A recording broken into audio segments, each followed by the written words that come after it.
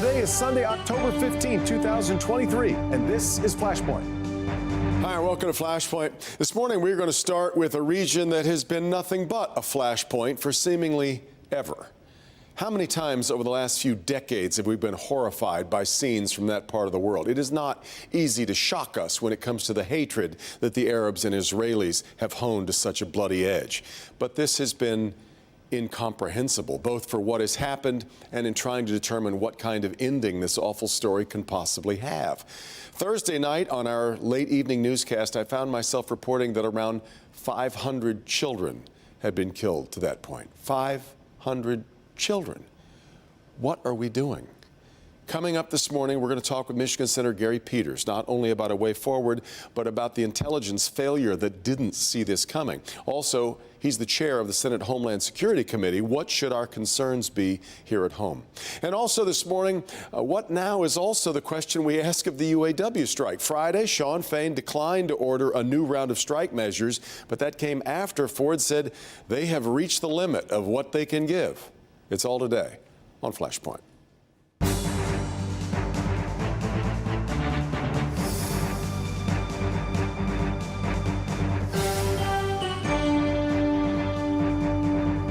All right, let's start with the seismic shocks running across the world with the events of the week in Israel. Michigan Senator Gary Peters is the chairman of the Senate Homeland Security Committee. He's also on the Senate subcommittee on emerging threats and capabilities. And this week he urged caution and security around American places of worship. Senator, it's always good to have you on the program. And let's start with there. We'll work our way back toward Israel. But what are your concerns right now for what happens here? Well, I think there are legitimate concerns. Certainly, folks in the Jewish community are very concerned about their safety in the communities, particularly at their synagogues. But we have to be concerned about the mosque and really just places of worship. Unfortunately, this has been a problem before. What's just been happening these last few days is that we find that places of worship where people should feel very secure are actually target for domestic terrorism. We've seen churches, synagogues, mosques attacked. That's why I've spearheaded nonprofit security grants that help these institutions strengthen and harden their facilities, which is a very sad place to be, where you have to do that. So as I oversee the Department of Homeland Security as Chairman of Homeland Security, the DHS will go in, if asked, to do a security assessment to see where there may be some vulnerabilities. And I would encourage folks to reach out to my office if they'd like that to happen. And then if resources are an issue, and normally they are, there is a grant program, which is the Nonprofit Security Grant Program. Already in Michigan, over $7.5 million has been provided to places of worship to be able to strengthen their defenses against a potential attack. Detroit is unique in its demographics. And in fact, as the senator of the state of Michigan, you have quite a few Jewish constituents. You have quite a few Arab constituents, in particular Palestinian constituents too. Tell me a little bit about what you're hearing and the fault line that you feel like you have to walk in describing. We've already watched Rashida Tlaib had to clarify comments that she made early on. I mean, this is a very delicate moment, isn't it? Or is it clearer to you than that? Well, it's clear to me in the fact that we're dealing with a terrorist organization. Hamas are terrorists. There's no other way to describe it. The indiscriminate attack on civilians, young and old, the raping, murders, kidnapping, you name it. And so you have to deal with it as any other terrorist organization. We've certainly had to deal with it, whether it's Al-Qaeda or ISIS. You basically have another organization just like that. And Israel has an absolute right to defend itself against those attacks and the people of Israel. Which is going to mean losing innocent Palestinian lives, though, probably, doesn't it? Yeah, it's, I mean, when you're fighting a terrorist organization, particularly a terrorist organization that often uses civilians as a human shield, it can have tragic consequences, but it's still, we've had to deal with that with ISIS and Al-Qaeda as well. But you have to be able to protect yourself against folks who are not playing by the normal rules of armed conflict or the Geneva Convention. You can't use civilians as a human shield. That's not permissible under the rules of armed conflict. You can't kind of blend yourself in with civilians. Normally, you'd have to be visible in uniform. You're not dealing with people in uniforms on the battlefield. I'm not sure Hamas has the rule book anywhere at its reach. I'm really curious what you've heard so far. This is going to take a much longer investigation, but this seems to have been an immense intelligence breakdown, both for the Israelis, but for the American intelligence community too, to not see what was happening and what was about to come.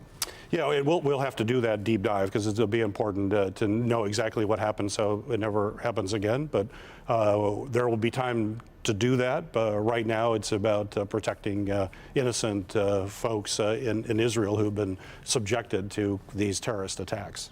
There seems to be no end to, we're not exactly certain where Iran's role is in this, but it doesn't seem to be one of benevolence. Now the money is now being pulled back that had been freed up for Iran, but was the Biden administration wrong in working to free that money up in the first place? Yeah, I would have done that differently. There's no question. I don't trust Iran. I've never trusted Iran. I think their history speaks for itself. They are a bad actor, and we have to approach them knowing that. We also, it's funny, I told you before we started, for those of us who are optimists, I like to believe that the world is always getting better. Well, right now, we have the biggest war in Europe going on since World War II.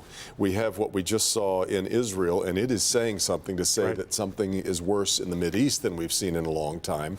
We've got an ethnic cleansing battle going in Armenia. Lord knows what is going on with China and Taiwan, perhaps, but clearly a worrisome situation there. Russia's probably pretty happy to watch all of this chaos break out so that we can take our eye off Ukraine for a while. This is a really fraught, horrendous time. It is, and when you bring up Russia, that is Russia's kind of the way they operate. They try to create conflict and create vacuums of power where that they can be a player, and you're seeing that. Certainly, you mentioned Armenia. I was just recently in Armenia. We have a very large, very vibrant Armenian community here in Detroit. Right. What we're seeing in Nagorno-Karabakh is horrible, and the Russians are in the middle of all that. We also have a situation, as you and I record this conversation, where there is no Speaker of the House. You're on the Senate side, but what is the upshot of having an unfunctional branch of government at the moment where we need to be making serious investments and long-term decisions about what's going on around the rest of the world? Well, it's the absolute worst time that this is happening. You have a House that can't function. You have to have a Speaker. Their rules are very clear. So when you don't have a House, it's difficult for us to deal with the international challenges that you mentioned. We need additional aid for Israel. The Ukrainian military and people need additional aid. Plus, we're dealing with a potential budget or shutdown, a government shutdown. And on November 17th, we got to move our appropriations bills through. But there's no place, if we send it to the House, there's nobody there that can actually work on it. They can't have hearings. They can't move legislation. This is... no one's answering the phone. Yeah. No one's answering the phone. Yeah. The Republican caucus has to come together and start having a functioning House, or we're going to be in trouble. What is the best way for the U.S. to be a friend and partner to Israel at a moment like this? Tom Friedman wrote a really interesting column the other day about needing to not make mistakes at a moment like this, even though your urge is to go right in and try to hunt down the people responsible, and yet a measured response is maybe, I don't know, is it even possible? What do we do to be the best partner to Israel at a moment like this? Well, clearly we need to support some of the immediate needs that they have. Air defense is a big part of that. We continue to see rockets being launched into Israel. They have an Iron Dome system. The United States has been a big part of that Iron Dome system and funding and developing it. But they're going through which did not answer the bell here, obviously, last Saturday. Well, they shot down a lot of the rockets, but you know, what we've been accustomed to as far as a percentage, anyway. Because it was just we saw massive attacks, and so when you're launching massive number of rockets, some unfortunately will get through. But that also means you have to launch the countermeasures too. So they're going through those countermeasures very quickly. We want to make sure that they can protect the population, as well as humanitarian aid is going to be important as well for folks who are really suffering during this time. Yeah. So what is your outlook for can you, I have a crisis of imagination in trying to figure out a good way for this all to end. Can you envision it? Well, it's going to be a long road. I don't think we should think any of this is going to be over soon. It's going to take time, but it's important for Israel to do what they need to do to protect their people. But I think this is not going to be something that's going to wrap up very quickly. Yeah. And it's worth repeating what you said this past week. If you, local places of worship feel that there is a threat or a concern, there is a way to have that addressed with federal help, right? Absolutely. Yeah. Absolutely. Senator Peters, it's always good to have you on the program, I think. Appreciate your time. Thank you. Yeah. We come back, we will flip over to what's going on latest with the other big matter we're following here at home, the UAW strike. This is Flashpoint on Local 4.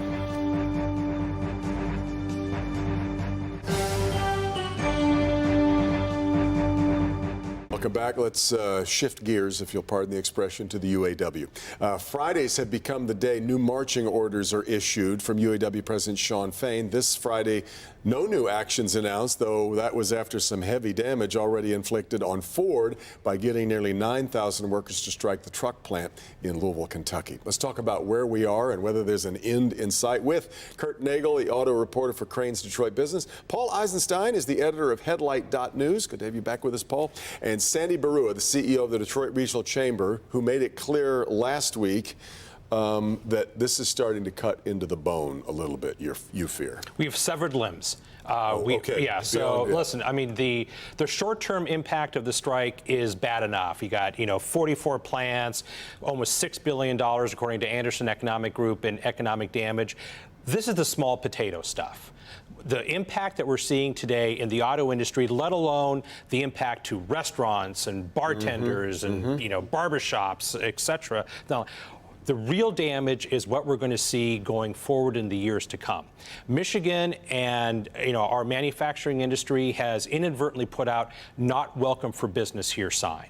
So the ongoing impacts of retaining our businesses, attracting new businesses, we're creating whole new challenges. Trouble. Paul, the other thing, I think it takes a day, obviously, to get somebody to walk off a line, to shut one down. It takes a long time to get one started back up again, from what I understand. Yeah. So this is not over the day after it's over either. No, it always takes a little while to get people going, get machinery going and all. And to Sandy's point, the spin-off effect is what also takes time to fix. According to industry data, the industry itself estimates that for every job on the line, there are about 11.5 jobs that are indirectly affected.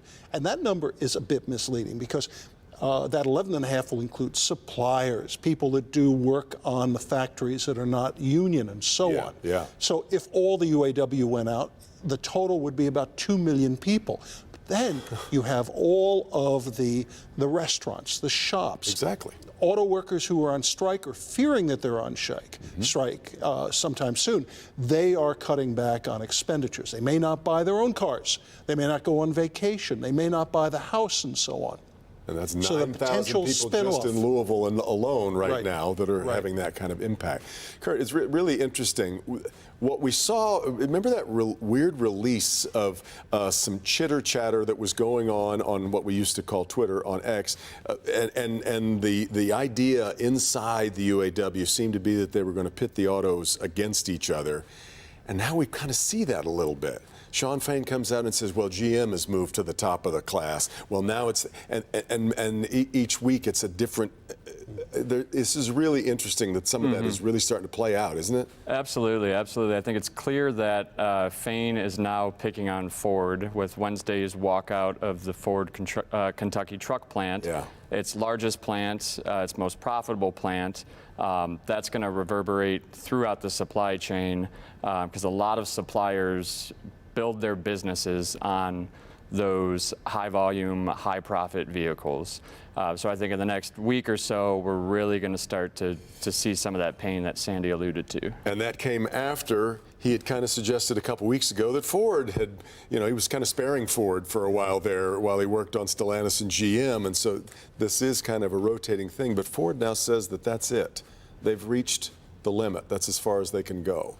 Is that still negotiating, or is that eventually the bow breaks, doesn't it? Yeah, absolutely. There is some thought that now that Fane has gone for the jugular, so to speak, and hit Ford where it hurts the most, that might be a signal that there's a deal close, because that can't be sustainable for long. Is that wishful thinking? Maybe, but we'll see if Ford can shell out more and provide the concessions that the UAW is looking for. Yeah, but they can't. That's the thing, right? The companies can only give so much until they become uncompetitive in the global market.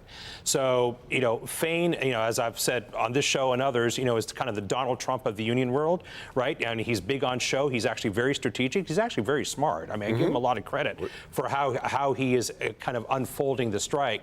But at the end of the day, to Kurt's point, they can only give so much. And when Ford says that they are at the point, they're probably a little past the point in order to keep them competitive long term. And so the question that I think the union folks are going to have to answer is that, what do you want today versus what do you want the job opportunities 5 years from now, 10 years from now, 20 years from now to be? Because if we damage these companies too much, I just don't know what kind of position they're going to be. Do you say I'm at the point that's it after you've gone past the point, or do you still have maybe another I think they have a little bit, but they also have to decide, will they have enough money to invest? That's the critical question that we aren't going to be able to answer very easily. The industry is going to invest collectively well over $100 billion in the switch to electrification going forward. And if you put these folks at a non-competitive position, the long-term threat to UAW jobs is severe. Now, one has to remember an important thing. The transplants, the non-American brands that operate here, are non-union and typically have a lower cost of manufacturing. Yes. However, they want to remain non-union, and they know if they let the gap grow too large, then they're going to start seeing unionization drives grow. So the reality is, historically, we have always seen that the non-union plants move up whenever the UAW gets new raises. So don't think the gap is going to grow that much, with one exception: Tesla. That's the one we have to be worried about if we are worried about the future of the big three. Yeah. The gap is largest right now with Tesla, and they claim they have new manufacturing processes which will bring their costs down even more. The flip side is Tesla is apparently an abysmal place to work. Elon Musk has fostered an environment of racism and misogyny. They've had one lawsuit after another, particularly at the California plant. So he has got to be increasingly aware that he could wind up with a union drive there. Kurt, how much is Tesla in the room in a weird way, and the way that they've impacted the way that cars are built and delivered these days? Well, certainly, like Paul said, their labor costs are much lower than the Detroit 3, lower than the foreign transplants even. So if the Detroit 3 wants to stay competitive in the long haul when it comes to this very expensive EV transition and the billions of dollars that it's going to cost to invest in battery plants and upfitting factories, then they're going to have to make sure that they have costs that are sustainable, and they don't bind themselves to a contract that's going to make them uncompetitive for the long haul. You kind of alluded to our competitiveness. We found out we've got another plant headed to Indiana now, side by side with another one that's already there. But that's an interesting loss to calculate, because that's at least in sort of union country and not losing it to the South, right? What did your read on that? So when you look at Michigan, we started the year with the repeal of right to work. We've had at least some proposed legislation in Lansing that would make it more expensive to do business in Michigan, and then now you have this very high-profile UAW strike. All those things certainly combine mind, send a message to our existing businesses, but maybe even more importantly, potential new businesses, that Michigan is a hard place to do business. I mean, my introduction to Michigan was during the auto crisis and the credit crisis in 2008 and 2009 when I was still working in Washington. I have seen this movie. It is not a good ending, and I feel like we're kind of, halfway through the same movie again. It's interesting. There's two audiences being played to here. There are the CEOs, the boards, the decision makers, and yet I think to a lot of the general public, I'm not sure that the Eat the Rich shirt wasn't a bad thing. I mean, there's a whole bunch of people who are like, yeah, absolutely, let's eat the rich. Fain pointed out all the different places that that are on strike, in some cases more than a month, or have had good settlements. UPS, how many others? The United Pilots. The reality is, I think a lot of Americans are looking at what he's calling for and saying, go, brother. Because the reality is there has been this massive gap that's developed over the last 30 to 40 years between the average working wage and CEO wages.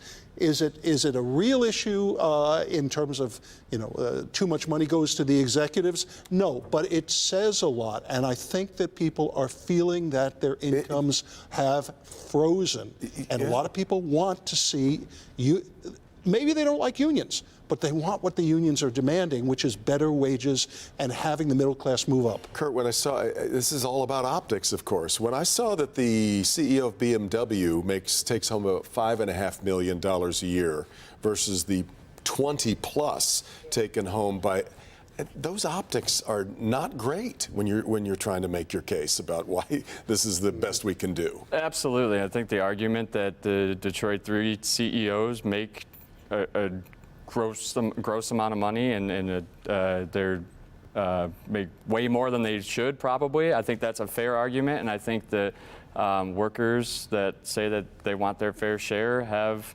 a point. Is there many more multiples of what the CEO used to make over, not that long ago? I would just say that I think I would encourage the UAW workers to demand to see what is in the latest contract offers from Stellantis, GM, and Ford, to actually see what's in there, because these are really good contracts that have really nice, healthy wage increases in them. We'll see. On we go. Friends, thanks so much for the conversation. We'll wrap things up for Flashpoint right after this.